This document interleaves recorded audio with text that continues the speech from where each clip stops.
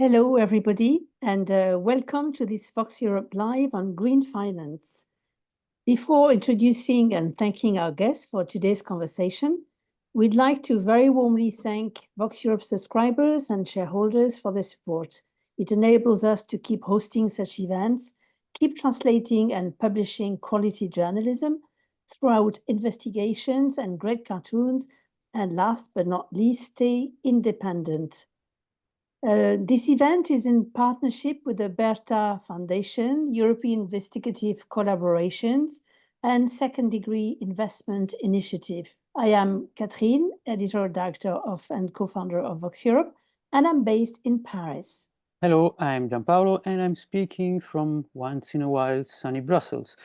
So, how green is green finance? How fake is it? Asset managers sell and promote financial products and funds which they label as sustainable and which are then supposed to contribute to the climate transition, whereas actually they pour investors' money in very harmful activities for the environment and also socially. Beneficiaries include companies active in oil and gas extraction, coal mining, steel production, agribusiness, fashion, weaponry, aviation, and shipping. The journalists Stefano Valentino and Giorgio Michailopoulos have conducted a one-year investigation that reveals the extent to which the so-called green finance is undermining the efforts towards a sustainable transition in Europe, but also in all countries where European businesses operate. Their work has been done in collaboration with the European Collaborative Investigations. This investigation has won several prestigious prizes, including the Climate Journalism Award and the Covering Climate Now Journalism Award. Thank you very much, Stefano and Giorgio, for being with us. Stefano Valentino, you're an Italian freelance journalist living between Brussels and Rome. You are a Berta Challenge Fellow 2024, and you are responsible for the investigation section at Vox Europe. Giorgio Michailopoulos, you are also Italian and a freelance journalist based in Belo Horizonte, Brazil, PhD in economics at the Center for Regional Development and Planning at the Federal University of Minas Gerais. Yes, later on we will also have Nicola Koch, the head of the 2 Degrees Investing Initiative, an independent non-profit think tank working to align financial markets and regulation with the goals of the Paris Agreement. So Stefano, you've worked over 1 year together with Giorgio on this investigation. What are its main findings, and were you surprised by the extent of greenwashing in the field of finance? Yeah, indeed, the findings were quite surprising. We spent lots of time to do time-consuming data research and analysis, and we performed both a quantitative and a qualitative analysis, and we found out that asset managers, banks, and other financial institutions, they invested massive amounts of money from investors through their so-called green funds, meaning funds which officially they should contribute to environmental objectives and the climate transition. So that money was invested in companies which have little to do with the climate transition and environmental goals, including fossil fuel companies which have an impact both on the climate perspective, releasing tons of carbon emissions, but also have a harmful impact on the ground, on the communities where these polluting companies are operating, in terms of environmental and social harmful consequences.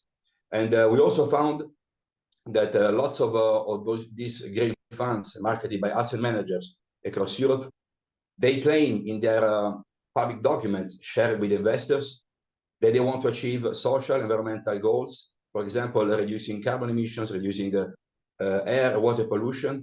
And many of those funds which have these nice claims, they invest in companies which are doing exactly the opposite, meaning releasing carbon emissions and polluting water and air. So it's a total misleading tactics that asset managers are using, basically try to convince investors that their money is being used for some good purpose, while actually is still invested in a business as usual. Thank you, Stefano. So now to Giorgio. Could you tell us how you went about to conduct this particularly sensitive investigation? And what is your methodology and the main steps? Good afternoon, everyone. Thank you, Vox Europe, for organizing this. It's a pleasure. So preparing for this event, I went back to our gigantic chat with Stefano that we have since a long time to remember how we came up with the idea of the first article of the project, which is the core of our methodology. And I must say that it was a long process of brainstorming and exchanging contacts, ideas, sources. So in the beginning, we wanted to track green investments going to the companies with a record of local climate disasters for each different continent. This was the initial idea. Then we found the Carbon Majors website coordinated by Professor Richard Head, and he was tracking the oil major companies with highest carbon emissions. And we had a call with him. We had a lot of questions, and this talk gave us insights to improve our methodology. And that's how, after a lot of talks and research, we defined these sectors that Giampaolo mentioned. And we were interested in creating a ranking of all the public companies with the highest carbon emissions for all of these sectors. Once we did so, we then extracted the ownership of these companies, meaning their investors, including particularly the funds that are managed by asset managers and banks that are marketing them as green investments. So that's where the magic happened. We had a gigantic data set. We have been working with it for a few months, especially me, Stefano, and the European investigative collaborations. And we were able to filter all this data by green, sustainable, and miraculous funds all over Europe that were putting investors' money into the top polluting companies of the world. Of course, this process was very collaborative. I want to mention the great support of Ale Ferreira Lopez, which is my colleague at the University of Minas Gerais, who is in charge of data extraction process. So that's a little bit of the methodology, and I can go deep if you want. Thank you, Giorgio. Maybe if someone has questions on the methodology, feel free to ask them in the chat. Stefano, you mentioned some in your investigation some loopholes in the European legislation that make the greenwashing you investigated on possible. Can you give us some emblematic examples of those loopholes? Yeah, indeed, I can only provide some examples because the number of loopholes is such that it would take probably a week to name all of them.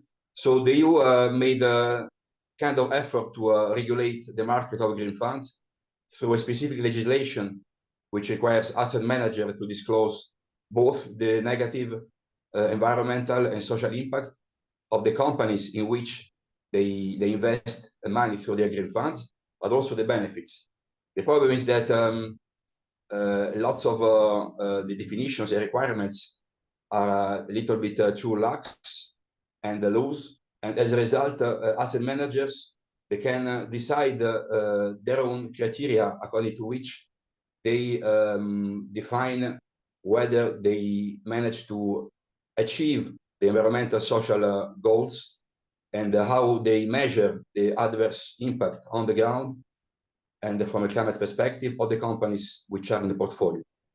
So basically, there is a kind of leeway for asset managers to include also polluting companies in green funds, which should actually make efforts to divest from polluting companies. Also, another loophole is that only the top 15 companies in a fund should be disclosed actively by asset managers and financial advisors to investors when the investor want to decide whether or not they want to put their money in the funds. But if you have a look at the annual reports, you would see that the number of investing companies in the funds is much wider, and it includes also polluting companies like fossil energy companies. So it's very hard for investors basically to have an overview of the composition of the fund and see if they are polluting companies before actually putting his money. Another loophole is that it's also unknown.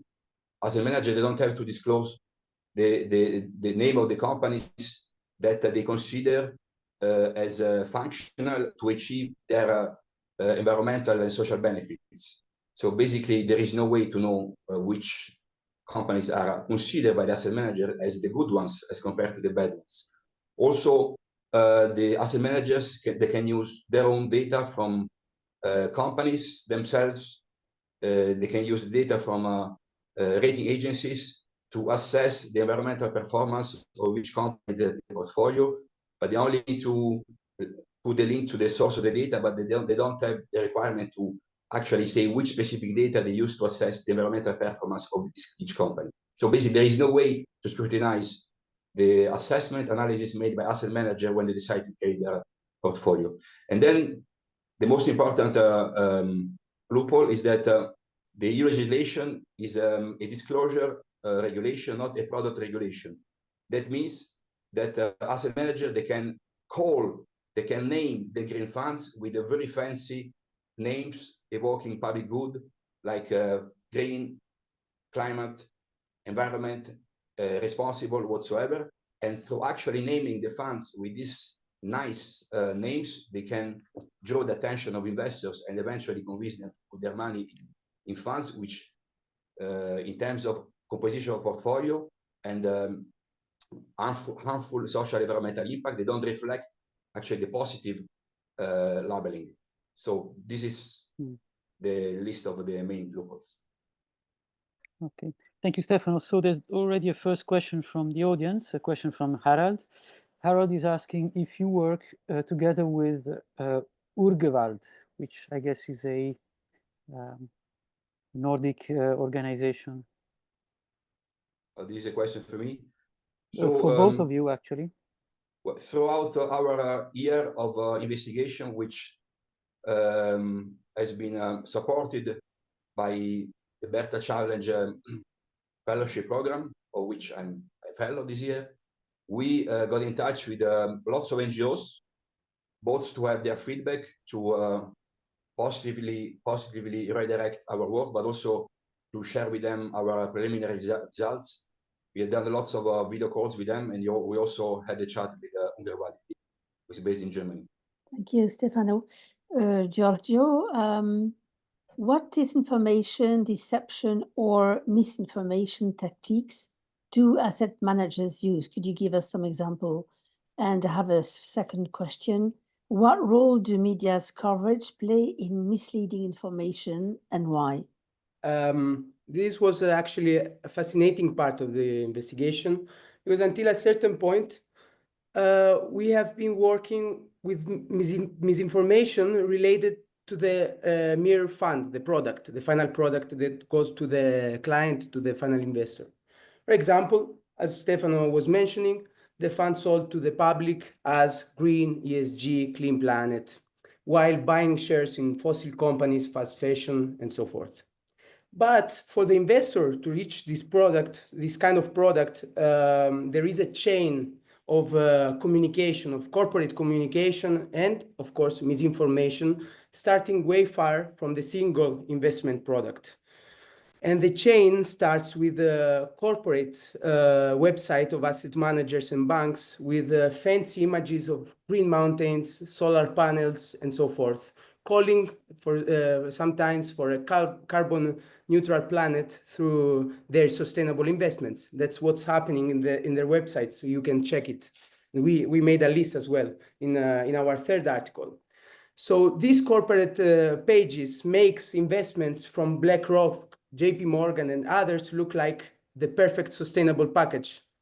In our third article, which is strictly related to these misinformation strategies, we created a brilliant ranking of all the content sustainability related in their websites for the biggest banks investing in the top polluters of the world.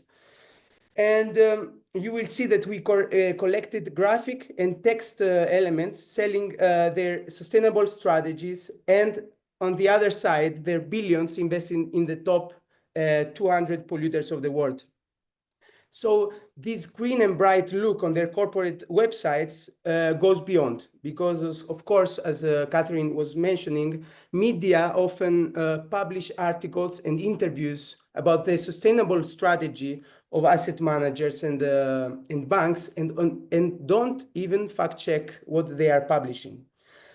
What we have shown in the article is that in 2017, even before the European regulation was on, some Italian media were promoting through interviews and articles a sustainable global equity fund offered by Horizon, which is controlled by Intesa Sanpaolo, biggest Italian bank, which in the same moment of publication of those articles was investing in Oil Search, which at the time was the largest oil and gas exploration company in Papua New Guinea. And today the same fund is investing in highly polluting companies. So this misinformation goes way back in time as well. Third element, which I found crucial for asset managers to greenwash themselves, is sustainability awards. There are sustainability ESG awards for banks. And every year, JP Morgan, BlackRock, Amundi, and so forth, they are winning those awards. We tried to reach the organizers of the awards, asking if they were conscious to be awarding for sustainability banks that were investing billions in the responsibles of the climate crisis, but they never answered to us. But in the meantime, these same asset managers, they are putting their main pages that they won these awards. So it is an excellent way to show, to greenwash themselves. So this misinformation is a chain which is quite intriguing. So I invite all the readers to go back to the article. And to sum up, I would use a quote from Riccardo Torelli, which we interviewed for this article. And he said that all these elements combined constitute a perfect storm to deceive the client. Thank you, Giorgio. There's a question actually for both of you. Your investigation made Eurizon, which is an Italian asset manager, correct the language that it uses in communication with investors. They removed the description "sustainable and responsible" from its pre-contract documents. What else? What kind of other impact are you expecting from your investigations on the other asset managers and the other financial institutions that you've been working with? Yeah, maybe Giorgio can explain what Horizon did after we published the story. Then I will go ahead. This the Horizon impact was from our very first investigation, published 2 years ago, which was funded by the Journalist Fund Europe.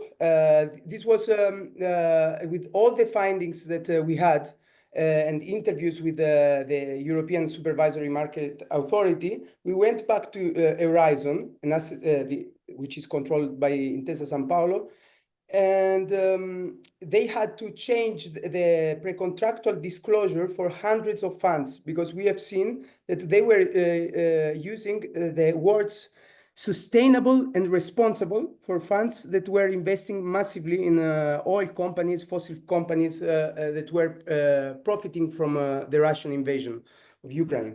So with all our findings, they were forced to change all those documents that for years they have been presenting to their clients and remove them.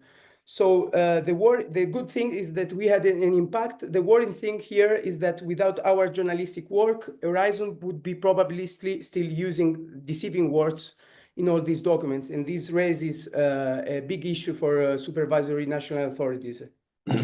So before answering the question about our last story of our investigative series, I follow up what Giorgio said.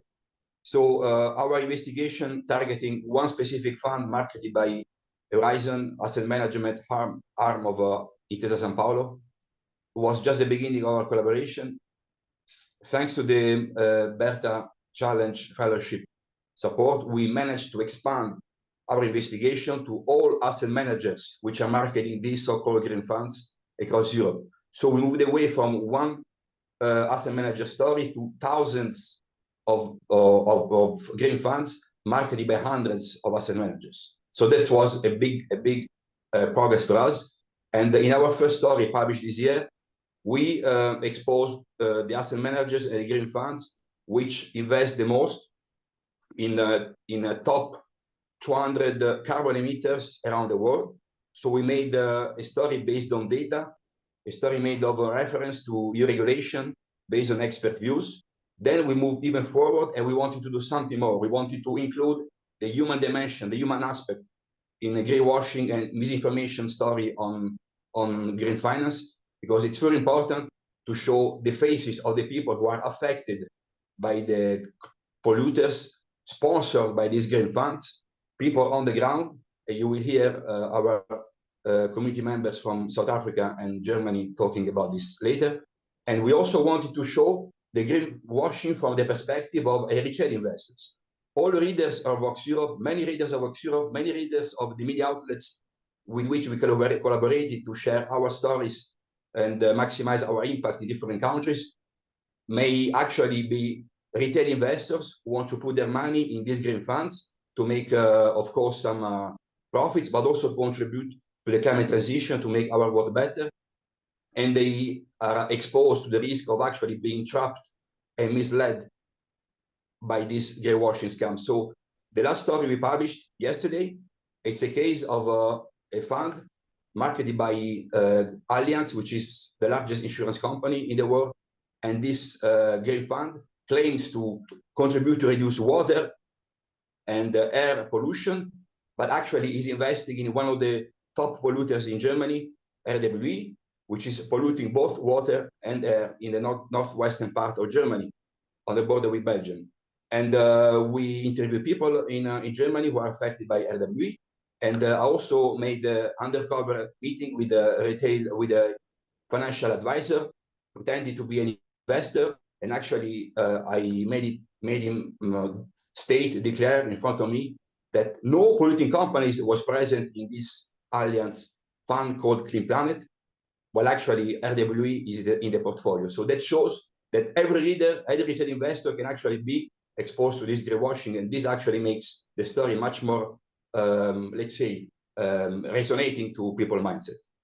So we expect that Allianz, after reading our story, may decide to divest from RWE, unless it has already done so, because having a fund called Clean Planet, investing in a company which is by far a company which is not really a clean company like RWE, polluting Germany and releasing carbon emission, is not really a way to promote the fund as a clean. So what is the main advantage asset managers get from investing in dodgy companies instead of legitimate ones? Higher returns on investments? That's the question. Well, the answer I would say yes. Those green funds, they want to promote themselves as a planet savers, but they also want to make sure that they can generate sufficient return on investment to attract the investors. And as you know, the polluting companies so far are the most profitable.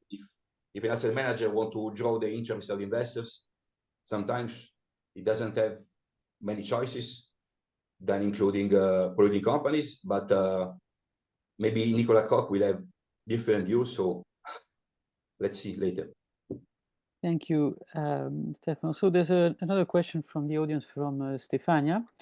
Stefania was wondering, how would you explain that it's practically, even though it is a bit flawed, that it's practically only Europe that is pushing towards ESG funds, while in the US, many activities are actually very far from being environment and social and governance reliant or compatible.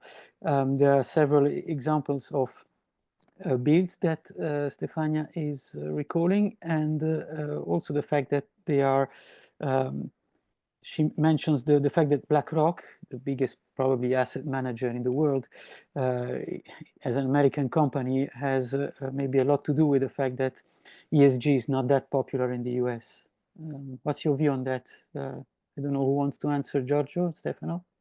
Well, I can provide a short answer. First of all, we are talking about EU legislation, which covers the EU market. But paradoxically, most of the asset managers which are marketing green funds across Europe, taking advantage of the loophole of the regulation, are from the US and UK, two countries which are not members of the EU, as far as I know. So it's very the irony that in US you don't have such an advanced legislation on green finance, while actually the US asset manager like JP Morgan and other companies, they are making lots of money through selling, promoting these so-called green funds in Europe.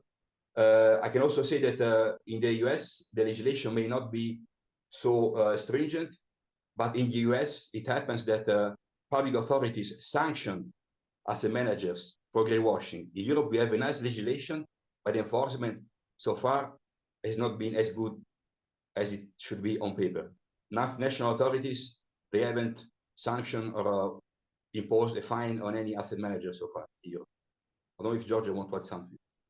Answering to a question of the first question that there was, I would like to add that also is the presence of these companies into green funds is a way to legitimize their further presence into sustainable investments from asset managers. So I would say there is a kind of an exchange. So by getting these companies into the green fund, you get higher returns, of course. The company is getting more sustainability related attention and also is getting more investment. So on this side, I think it's quite clear from our work that this is happening. And the second question, I would say that there is a debate about sustainable investment going on. Also, I was seeing that in Brazil, they are starting to debate about the taxonomy. So there is something going on. But if I am allowed a little provocation, I would not suggest to use the European SFDR model for implementation. Okay, thank you. Thank you, Giorgio. So I think that we can now let in our first guest, Nicolas Koch. I have to correct my presentation. Sorry, you are head of the research stream on impact and retail investment at 2 Degrees Investing Initiative. So your organization aims at aligning financial markets and regulations with the goal of the Paris Agreement, as we said. But why is it so difficult for regulators to have financial markets sticking up to what has been agreed in 2016 in the French capital, just to keep the global temperature below 1.5 degrees at the end of this century? Why is it so difficult? Yeah, thanks. Yeah, okay. To my person, I think enough has been said. So we maybe just for the audience, so we are a non-profit independent think tank also. So yeah, that allows us to be also, let's say, kind of critical in our assessment of the market.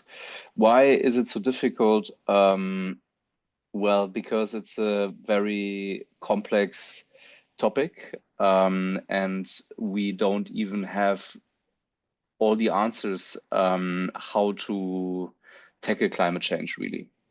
So that comes, you know, from how carbon budgets are actually allocated to countries, how countries are allocating budgets to sectors, and you know, like so it's just an immense complex topic as a first answer. And the second, however, you know, we have developed, especially in Europe, one of the most ambitious regulations on sustainability with the Sustainable Finance Action Plan and you know, the EU taxonomy, the SFDR, CSRD, and all the other pieces. And I think the research from Stefano and his team showed that there are still many loopholes. However, and I think I would like to address that. We need also to be a little bit careful to not put too much water on the mills of the very conservative people, because the regulation is not perfect, but it's still very good. Like we have actually way more transparency than we ever had on sustainable finance products. We have way more transparency on company than we ever had, which allows those analyses we are doing here actually, and to reveal those greenwashing practices. So I just want to say is that maybe also from a journalistic point of view in future, we can maybe also focus on how we can, focus on the positive parts beside of all the negatives. But that's just a note. And I think, so we are, as an organization, and many others in our field are working on how to improve the framework. So there are many things to improve. 100% agree to that. But Stefano pointed out to one major deficit, I think, and this is not necessarily only the loopholes in the regulation, but it's the execution. So it's the, like the sanctioning of breach of the regulation. And probably this is the biggest weakness we observe, because we also observe in our research greenwashing practices. Our focus is on impact washing. And we also observe breach of the regulation, for instance, of financial advisors. We are running so-called mystery shopping visits. So we pay people to pretend to be clients in banks across Europe in over 10 countries. And also there we see explicit, obvious breach of regulation, and supervisors know about it. So supervisors, what Stefano said, and you see it in his article, you are talking with the German BaFin, for instance, who would be, in theory, you would think, responsible for this Allianz fund. But they will tell you, well, we see the problem, but sorry, we can't do anything. This fund was issued in Luxembourg. And then you go to the Luxembourg Supervisor Authority, and Stefano, I find it amazing that you did it. Actually, I really like that part. And you ask them, guys, you validated the issuance of that fund with the marketing documents. How is that possible? And they will tell you, well, it's a German company, and the German BaFin is responsible to check the German company. So this is not an anecdotal case, to be very clear. That's a systematic issue in the execution of the, at least I can say, about the sustainable finance regulation and greenwashing regulation. And maybe we should more focus on that. Yeah. Also, when we highlight the issues, to be frank, at the moment, Allianz, I didn't go into all the details, but probably from a legal standpoint, maybe you cannot even attack them that much. Yeah. But the thing is, the regulation needs to be fixed. It needs to be executed. And in terms of public pressure, I think we need to put more pressure on the second part, especially. So the execution of law and the sanctioning of breach of law. What can eco-conscious investors do to make sure that their savings won't end up in financing activities that are environmental or socially harmful? I don't know whether you saw it in the chat, but as organization, we are conducting research on the demand, the supply, and the distribution of sustainable finance products.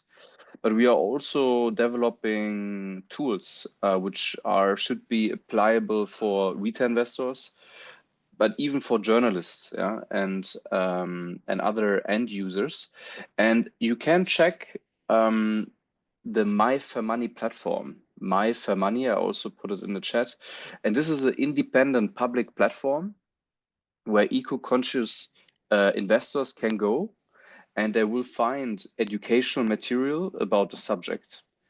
We have videos, we have a podcast, we will launch in January a TV documentary also on that. And then we also provide further tools like a questionnaire, for instance, where you can understand your own sustainability profile when it comes to investing. And then the heart of the website, I would say, is our two databases. So one database is a fund database with 17,000 funds, all public, open source. It's a unique source of information with the objective to create transparency. So we feature there over 30 ESG information about funds, and everyone can go there and can check. So also for a journalistic purpose, I think it can be a very valuable source. And then we also implemented a database for those people who want to have an impact with their investment, with so-called high impact products. So that was also based on a big research. So you also will find a so-called impact database there. So this would be my recommendation to this question. As an eco-conscious investor, this is a very, I hope, useful source. You mentioned one of the solutions that could prevent asset managers from selling carbon-intensive financial schemes. My question would be: are there other means that are studied for that? And also, what is the influence of lobbies in this context? We see a lot of conflict of interest in the let's say in the green finance world, because those who have to certify actually are paid by those who are certifying, and they're not always doing the due diligence as they should. So basically, are there solutions possible, and the importance of lobbying, especially with EU institutions? Yeah, okay, so maybe the first point is, I think what's really, really crucial to understand in the field of sustainable finance is that you can have different objectives why you want to invest sustainably. And we should first agree about which objective you are talking about. And then, you can judge whether a low or high carbon fund is actually good for you or not. And I will explain what this means. So in research, we have identified different kinds of motivations for sustainable investing. This is one, a value alignment objective.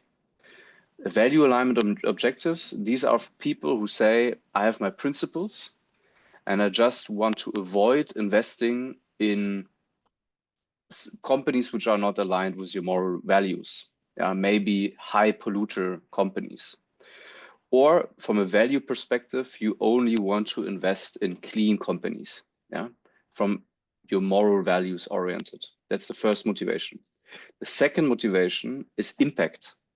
These are people who say, for me, the outcome is relevant. I want, through my investment, I want to know that something changed in the real world. And then there's the third group who says, I'm interested in sustainable finance products because I want to make money. And I believe that it's actually a good tool to make money, to screen out companies which are dirty, etc. So if you say high polluting portfolios or portfolios with high CO2 emissions, it's not necessarily unsustainable. And this is that's a mind fuck, if I might say that in such a wording, in that round here, for many people. It's not intuitive, right? Because you would assume sustainable funds, they must have low CO2 emissions and be invested in only sustainable companies. No, actually not. From an impact perspective, it's the opposite.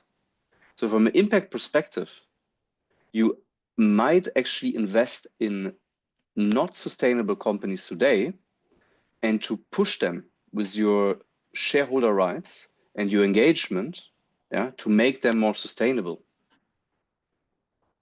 And this is something which it's very important. It's one of the first things which we explain on the platform. For instance, we have also videos where you can also get a little bit more background on that.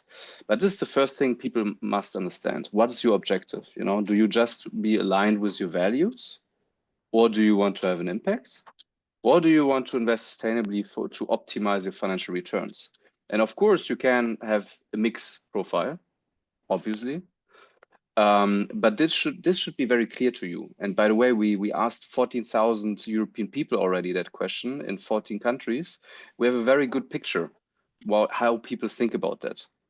Nicola said something which is very important about transparency. We like it as journalists as well. We love transparency because we can fact check.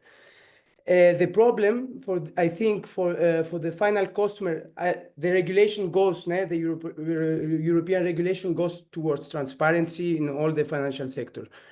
The problem for we have to pose for the final customer. So it's our work to study all these documents. The final customer in the moment of the consultancy in the bank, when he decides to invest or not, I think having hundreds of pages, it's quite difficult to check everything if it's aligned to the preferences.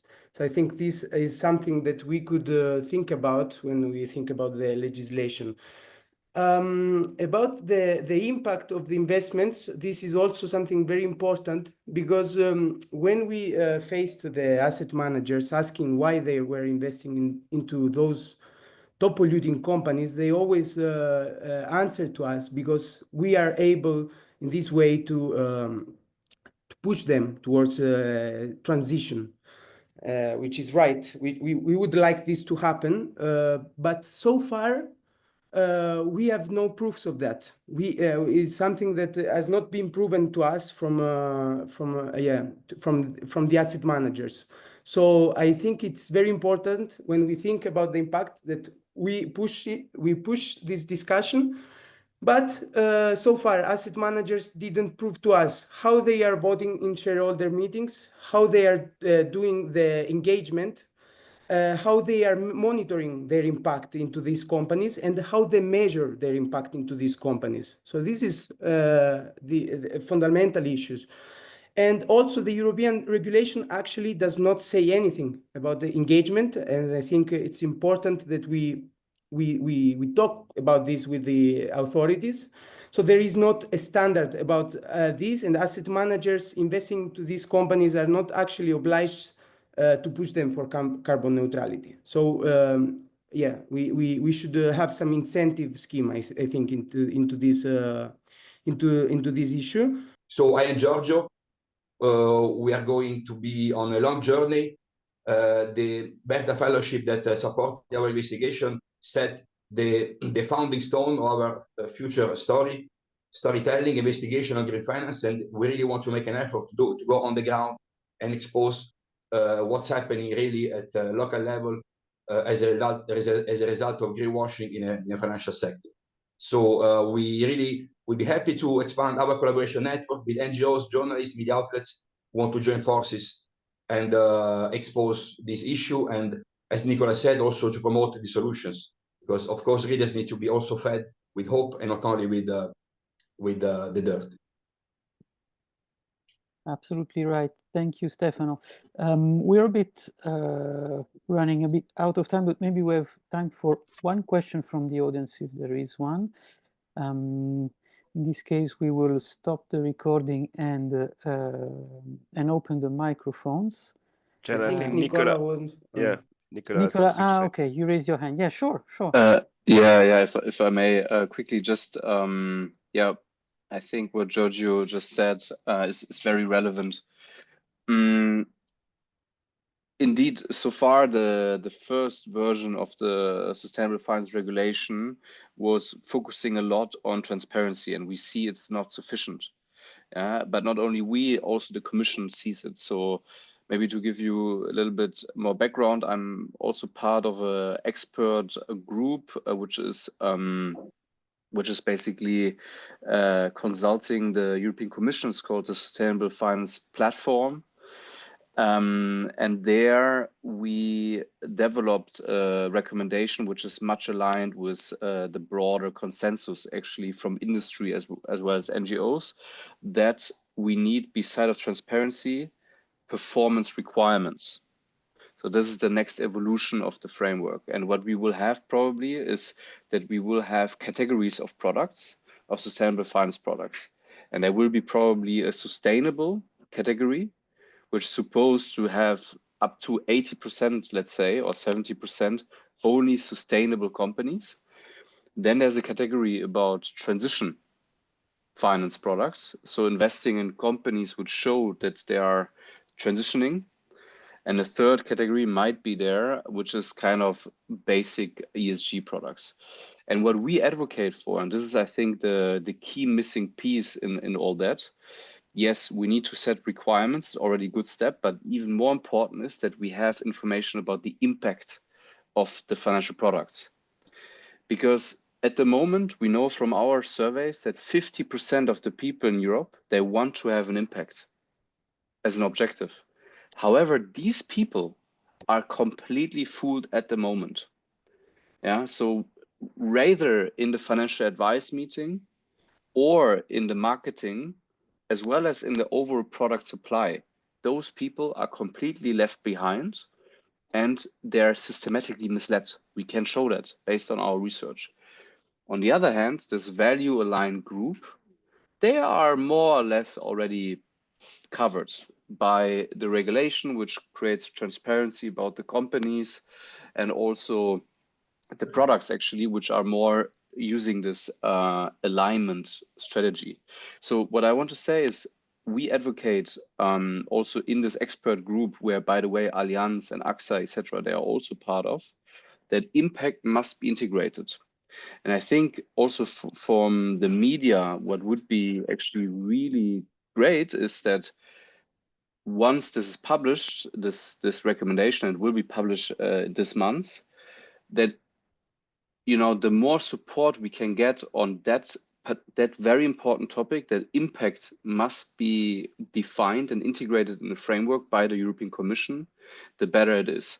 So the more support, the more public support we can get on that, the better. Because I can tell you it was not easy to get this in there. We had to fight a lot for it. But also Allianz, also AXA agreed to it, because to be very frank, also Allianz, if you look at the voting performance of Allianz, but if you see how they vote based on another NGO, Shared Action, which is analyzing the voting behavior of big asset managers, Allianz is, from a voting perspective, actually doing better than 98% of other large asset managers in Europe. Is it enough? Maybe not. But on the voting aspect, they're doing already a pretty decent job. On the engagement part, we don't know.